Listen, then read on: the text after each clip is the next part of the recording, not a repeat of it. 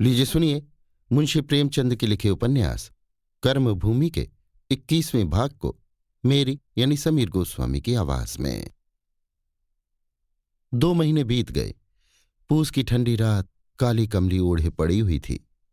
ऊंचा पर्वत किसी विशाल महत्वाकांक्षा की भांति तारिकाओं का मुकुट पहने खड़ा था। झोपड़ियां जैसे उसकी वो छोटी छोटी अभिलाषाएं थीं जिन्हें वो ठुकरा चुका था।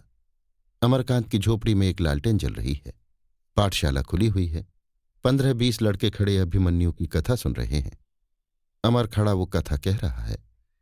सभी लड़के कितने प्रसन्न हैं। उनके पीले चेहरे चमक रहे हैं, आंखें जगमगा रही हैं। शायद वे भी अभिमन्यु जैसे वीर, वैसे ही कर्तव्यपरायण होने का स्वप्न देख रहे हैं। उन्हें क्या मालूम एक दिन उन्हें दुर्योधनों और जरासंधों के सामने घुटने टेकने पड़ेंगे, माथे रगड़ने पड़ेंगे। कितनी बार वे चक्रव्यूह से भागने की चेष्टा करेंगे और भाग न सकेंगे। गूदड़ चौधरी चौपाल में बोतल और कुंजी लिए कुछ देर तक विचार में डूबे बैठे रहे। फिर कुंजी फेंक दी, बोतल उठाकर आले पर रख दी और मुन्नी को पुकार कर कहा, अमर भैया से कहे आकर खाना खा लें। इस भले आदमी को जैसे भूख ही नहीं लगती। पहर रात गई, अभी तक खाने पीने की सुध नहीं। मुन्नी ने बोतल की ओर देखकर कहा, तुम जब तक पी लो, मैंने तो इसीलिए नहीं बुलाया। गूदड़ ने अरुचि से कहा, आज तो पीने को जी नहीं चाहता बेटी, कौन बड़ी अच्छी चीज है। मुन्नी आश्चर्य से चौधरी की ओर ताकने लगी। उसे आए यहां 3 साल से अधिक हुए। कभी चौधरी को नागा करते नहीं देखा, कभी उनके मुंह से ऐसी विराग की बात नहीं सुनी। सशंक होकर बोली, आज तुम्हारा जी अच्छा नहीं है क्या दादा? चौधरी ने हंसकर कहा, जी क्यों नहीं अच्छा है, मंगाई तो थी पीने ही के लिए, पर अब जी नहीं चाहता। अमर भैया की बात आज मेरे मन में बैठ गई।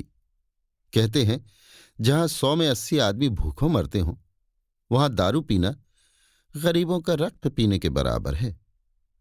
कोई दूसरा कहता तो न मानता, पर उनकी बात न जाने क्यों दिल में बैठ जाती है। मुन्नी चिंतित हो गई। तुम उनके कहने में ना आओ दादा, अब छोड़ना तुम्हें अवगुण करेगा, कहीं देह में दर्द होने लगे।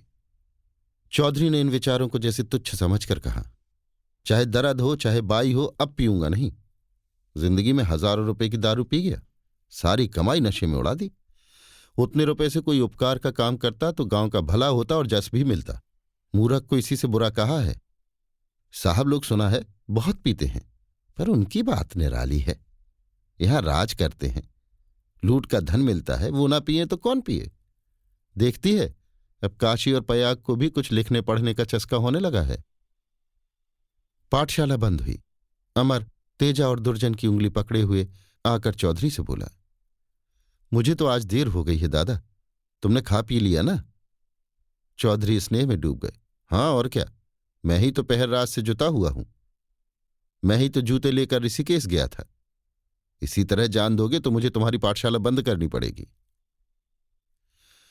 अमर की पाठशाला में अब लड़कियां भी पढ़ने लगी थी। उसके आनंद का पारावार न था। भोजन करके चौधरी सोए। अमर चलने लगा तो मुन्नी ने कहा, आज तो लाला तुमने बड़ा भारी पाला मारा। दादा ने आज एक घूंट भी नहीं पी। अमर उछलकर बोला, कुछ कहते थे? तुम्हारा जस गाते थे और क्या कहते। मैं तो समझती थी मरकर ही छोड़ेंगे, पर तुम्हारा उपदेश काम कर गया। अमर के मन में कई दिन से मुन्नी का वृत्तांत पूछने की इच्छा हो रही थी, पर अवसर न पाता था।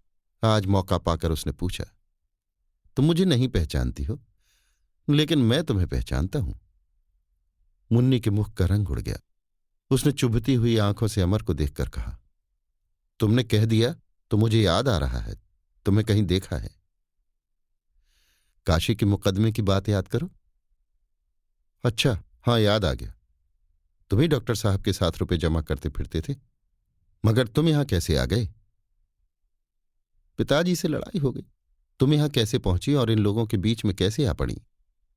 मुन्नी घर में जाती हुई बोली, फिर कभी बताऊंगी, पर तुम्हारे हाथ जोड़ती हूं, यहां किसी से कुछ न कहना। अमर ने अपनी कोठरी में जाकर बिछावन के नीचे से धोतियों का एक जोड़ा निकाला और सलोनी के घर जा पहुंचा। सलोनी भीतर पड़ी नींद को बुलाने के लिए गा रही थी। अमर की आवाज सुनकर टट्टी खोल दी और बोली, क्या है बेटा, आज तो बड़ा अंधेरा है। खाना खा चुके? मैं तो अभी चरखा कात रही थी। पीठ दुखने लगी तो आकर पड़ रही। अमर ने धोतियों का जोड़ा निकालकर कहा, मैं ये जोड़ा लाया हूं, इसे ले लो। तुम्हारा सूत पूरा हो जाएगा तो मैं ले लूंगा।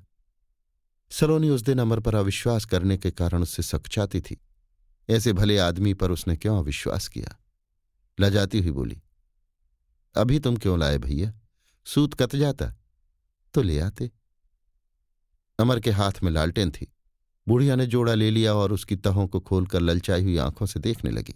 सहसा वो बोल उठी, ये तो दो हैं बेटा, मैं दो लेकर क्या करूंगी? एक तुम लेते जाओ। अमरकांत ने कहा, तुम दोनों रख लो काकी, एक से कैसे काम चलेगा? सलोनी को अपने जीवन के सुनहरे दिनों में भी दो धोतियां मयस्सर न हुई थीं।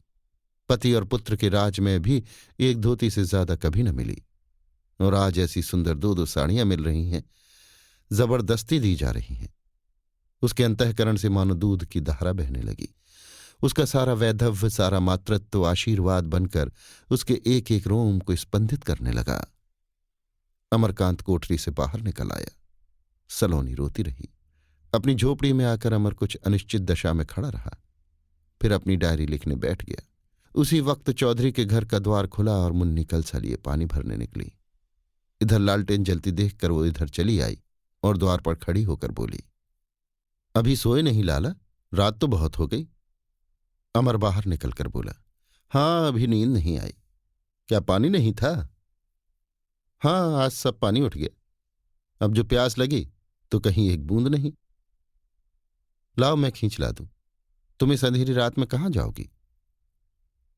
अंधेरी रात में शहर वालों को डर लगता है, हम तो गांव के हैं। नहीं मुन्नी, मैं तुम्हें ना जाने दूंगा। तो क्या मेरी जान से तुम्हारी जान प्यारी है? मेरी जैसी 1,00,000 जाने तुम्हारी जान पर न्यौछावर हैं। मुन्नी ने उसकी ओर अनुरक्त नेत्रों से देखा। तुम्हें भगवान ने मेहरिया क्यों नहीं बनाया लाला? इतना कोमल हृदय तो किसी मर्द का न देखा।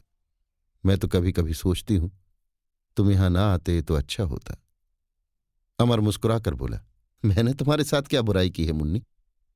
मुन्नी कांपते हुए स्वर में बोली, बुराई नहीं की। जिस अनाथ बालक का कोई पूछने वाला ना हो, उसे गोद और खिलौने और मिठाइयों का चस्का डाल देना क्या बुराई नहीं? ये सुख पाकर क्या वो बिना लाड़ प्यार के रह सकता है? अमर ने करुण स्वर में कहा, अनाथ तो मैं था मुन्नी, तुमने मुझे गोद और प्यार का चस्का डाल दिया। मैंने तो रो रो कर तुम्हें दिक ही किया। मुन्नी ने कलसा जमीन पर रख दिया और बोली, मैं तुमसे बातों में न जीतूंगी लाला, लेकिन तुम ना थे तब मैं बड़े आनंद से थी। घर का धंधा करती थी, रूखा सूखा खाती थी और सो रहती थी। तुमने मेरा वो सुख छीन लिया। अपने मन में कहते होगे बड़ी चंचल नार है। कहो, जब मर्द औरत हो जाए तो औरत को मर्द बनना ही पड़ेगा। जानती हूं तुम मुझसे भागे भागे फिरते हो, मुझसे गला छुड़ाते हो। ये भी जानती हूं तुम्हें पा नहीं सकती। मेरे ऐसे भाग्य कहाँ, पर छोड़ूंगी नहीं। मैं तुमसे और कुछ नहीं मांगती, बस इतना ही चाहती हूं कि तुम मुझे अपनी समझो। मुझे मालूम हो कि मैं भी स्त्री हूं, मेरे सिर पर भी कोई है, मेरी जिंदगी भी किसी के काम आ सकती है। अमर ने अब तक मुन्नी को उसी तरह देखा था जैसे हर एक युवक किसी सुंदरी स्त्री को देखता है, प्रेम से नहीं केवल रसिक भाव से। पर इस आत्मसमर्पण ने उसे विचलित कर दिया। दुधारू गाय के भरे हुए थनों को देखकर हम प्रसन्न होते हैं, इनमें कितना दूध होगा, उसकी केवल मात्रा का भाव हमारे मन में आ जाता है। हम गाय को पकड़कर दुहने के लिए तैयार नहीं हो जाते, लेकिन दूध का सामने कटोरे में आ जाना दूसरी बात है। अमर ने दूध के कटोरे की ओर हाथ बढ़ा दिया। आओ हम तुम कहीं चले चले मुन्नी, वहां मैं कहूंगा ये मेरी। मुन्नी ने उसके मुंह पर हाथ रख दिया और बोली, बस और कुछ न कहना। मर्द सब एक से होते हैं। मैं क्या कहती थी तुम क्या समझ गए? मैं तुमसे सगाई नहीं करूंगी, तुम्हारी रखेली भी नहीं बनूंगी। तुम मुझे अपनी चेरी समझते रहो, यही मेरे लिए बहुत है।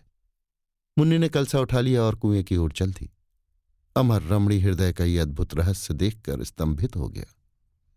सहसा मुन्नी ने पुकारा, लाला ताजा पानी लाई हूं, एक लोटा लाऊं? पीने की इच्छा होने पर भी अमर ने कहा, अभी तो प्यास नहीं है मुन्नी। अभी आप सुन रहे थे मुंशी प्रेमचंद के लिखे उपन्यास कर्मभूमि के 21वें भाग को मेरी यानी समीर गोस्वामी की आवाज में।